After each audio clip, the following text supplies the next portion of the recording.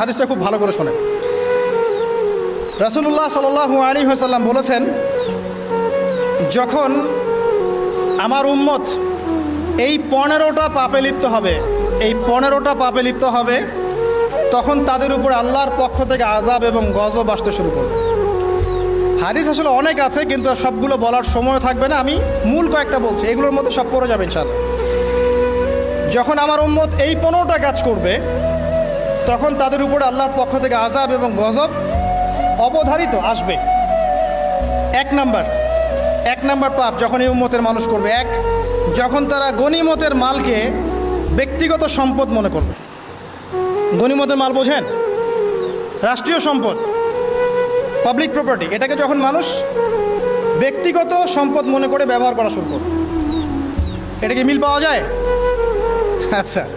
2 number, যখন কারো কাছে আমানত রাখা হবে, আমানত, এবং সে এটাকে ব্যক্তিগত সম্পদ মনে করবে। বুঝতে পারছেন? আমানত রেখেছে, এটা খেয়ানত না করাটাই কর্তব্য, কিন্তু এটাকে যখন ব্যক্তিগত সম্পদের মতো মানুষ ইউজ করবে, শেষ করে ফেলবে, নষ্ট করে ফেলবে, তখন আল্লাহর আযাব আসবে। 3, যখন মানুষ যাকাত আদায় করাটাকে জরিমানা মনে করবে, যাকাত দিতে চাইবে না, যাকাতটাকে জরিমানা মনে করবে। কি সমস্যা, কি বার্ডেন, যাকাত আবার দেওয়া লাগে কেন? আমরা তো ট্যাক্স দেই। যাকাতকে মানুষ জরিমানা মনে করবে। একটু চিন্তা করে দেখবেন যে বাংলাদেশে কত % মুসলিম নামাজ পড়ে আর কত % মুসলিম যাকাত দেয়। শুধু যাকাতের টাকাগুলো যদি আমরা একত্রিত করতে পারতাম, বড় বড় মেগা প্রজেক্ট করা সম্ভব ছিল, অনেক বড় বড় প্রজেক্ট করা সম্ভব ছিল, অনলি যাকাতের টাকা দিয়ে। আর যাকাতের টাকা এক বছরে শেষ হয়ে যায় না, পরের বছর আবার ঘুরে আসবে। ঠিক আছে, ইসলামিক ইকোনমিক্সের বেসই হলো যাকাত। এটা নিয়ে আমরা ইনশাল্লাহ আরেকদিন কথা বলব। 4 নাম্বার, যখন স্বামী, সমাজের স্বামী যারা আছে, এরা স্ত্রীদের আঁচল ধরে থাকবে। বুঝতে পারছেন? স্বামী স্ত্রীর আঁচল ধরে থাকবে, মানে স্ত্রীর অনুগত, স্ত্রী যা বলবে তাই। আচ্ছা, গায়রত নাই, মানে স্বামী পুরুষত্বের গায়রত নাই। 5 নাম্বার, যখন সন্তান মায়ের অবাধ্য হয়ে স্ত্রীর খেদমত করা শুরু করবে।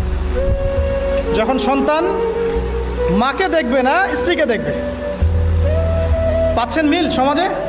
আচ্ছা। 6 নাম্বার, যখন বাবার পরিবর্তে, বাবার পরিবর্তে মানুষ বন্ধুদেরকে সম্মান করা শুরু করবে। বাবাকে সম্মান করবে না, ফ্রেন্ড সার্কেলকে সম্মান করবে। সুবহানাল্লাহ। এরপরে আসেন 7, যখন, আমার কথা রাগ করেন না, এটা হাদিসে আছে, যখন সমাজের নিকৃষ্ট মানুষদেরকে নেতৃত্ব দেওয়া হবে। এটা হাদিসে আছে। সমাজের নিকৃষ্ট মানুষকে যখন নেতৃত্বের আসনে বসাবে মানুষ, তখন সমাজে আল্লাহর গজব আসবে। হাদিস তিরমিজি 2211 নম্বর। এরপরে 8, নবী সাল্লাল্লাহু আলাইহি ওয়াসাল্লাম বলছেন, যখন কোনো ব্যক্তিকে সম্মান করা হবে তার টর্চার থেকে বাঁচার জন্য। যখন কোনো মানুষের সম্মান করা হবে তার শাস্তি থেকে বাঁচার জন্য, মানে মানুষ মন থেকে সম্মান আসছে না, ভয়ে আপনি সম্মান করছেন। এই অবস্থা যখন আসবে, তখন আল্লাহর আযাব আসবে।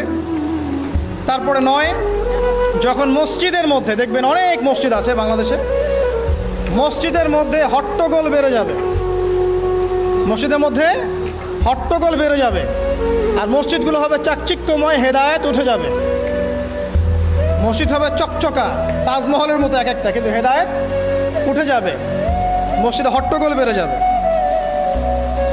11, যখন পুরুষেরা রেশমি কাপড় পরবে, পুরুষেরা সিল্কের রেশমি কাপড় পরবে। পুরুষের জন্য স্বর্ণ আর রেশমি কাপড় পরা হারাম, তো এখন পুরুষের অনেকে স্বর্ণ পরে, রেশমি কাপড়ও পরে, এটা মহিলাদের জন্য জায়েজ। এরপরে 12, যখন প্রকাশ্যে মদ্যপান করা হবে, আর মদ্যপানের মধ্যে ভাই সিগারেটও পড়ে, আপনার গাঁজা, ইয়াবা সবই পড়ে। যারা প্রশাসনে আছে, আমাদের এখানে অনেক ভাই প্রশাসনে আছে, তারা জানে যে মাদকদ্রব্য নিয়ন্ত্রণ করতে তাদেরকে কত হ্যাসেল পোহাতে হয়। আর এমন এমন কেস আসে যে মানুষ আপনি কল্পনা করতে পারবেন না। যে আমি একবার বলেছিলাম যে এমন একটা যুগে আমরা বাস করছি যে এমন পাপ মানুষ করছে এখন, যা না কোনো চোখ দেখেছে, না কোনো কান শুনেছে, না কোনো মন কল্পনা করেছে, এমন পাপ করছে মানুষ। যখন প্রকাশ্যে মদ্যপান করা হবে, এবং লাস্টের দুইটা হচ্ছে 13, যখন বাদ্যযন্ত্রের সংখ্যা বেড়ে যাবে, বাদ্যযন্ত্রের চর্চা বেড়ে যাবে, এবং সর্বশেষ যখন গায়িকাদেরকে সম্মান করা হবে, এবং উম্মতের শেষের দিকের লোকেরা, মানে আমরা উম্মতের প্রথম দিকের লোকদেরকে গালিগালাজ করব। বুঝতে পারলেন? যখন মাদকদ্রব্য প্রকাশ্যে পান করা হবে, যখন আপনার রেশমি কাপড় পুরুষেরা পরবে, যখন বাদ্যযন্ত্র তৈরি করা হবে, চর্চা করা হবে, এবং গায়িকাদেরকে সম্মান করা হবে, এবং যখন এই উম্মতের শেষের মানুষেরা উম্মতের প্রথম দিকের মানুষদেরকে গালিগালাজ করবে। সাহাবীরা কি জানতো, আয়েশা রাদিয়াল্লাহু আনহা চরিত্র অমুক ছিল, এই ছিল, সেই ছিল, ইত্যাদি। নাউযুবিল্লাহ। এই কথাগুলো এখন আসে না। এই হাদিসে যে 15টা পয়েন্ট আছে, আমি বেশি হাদিস আনি নাই, আমি নিজে পড়েছি সবগুলোই, কিন্তু আনিনি বেশি হাদিস, এতগুলো বলার সময় নাই। এই একটা হাদিস কি যথেষ্ট না? হাদিসের রাবি আলী রাদিয়াল্লাহু আনহু তিনি বলছেন, যখন এই আমলগুলো সমাজে বেশি বেশি চালু হয়ে যাবে, তখন কি হবে? নবী সাল্লাল্লাহু আলাইহি ওয়াসাল্লাম বলছেন যে তখন জমিনের মধ্যে আল্লাহর পক্ষ থেকে গজব আসবে। কি কি? 1 নাম্বার, প্রবল ঘূর্ণিঝড়, জলোচ্ছ্বাস। 2, আগুনও বর্ষণ হতে পারে, হাদিসে আসছে। 3, ভূমিকম্প হবে বেশি বেশি। 4, মানুষের আকৃতি পরিবর্তন হয়ে যাবে, মানুষের আকৃতি পরিবর্তন হয়ে যাবে। এই হাদিসটা আমি আপনাদের জন্য এনেছিলাম। এরপরে আসেন, আরেকটা হাদিস আছে, এইটাতে যাওয়ার আগে আমি কোরআনের একটা আয়াতে যাচ্ছি, সূরা রুমের 41 নম্বর আয়াত। আল্লাহ পাক এই আয়াতে বলছেন আযাব নাজিল হওয়ার একটা কারণ।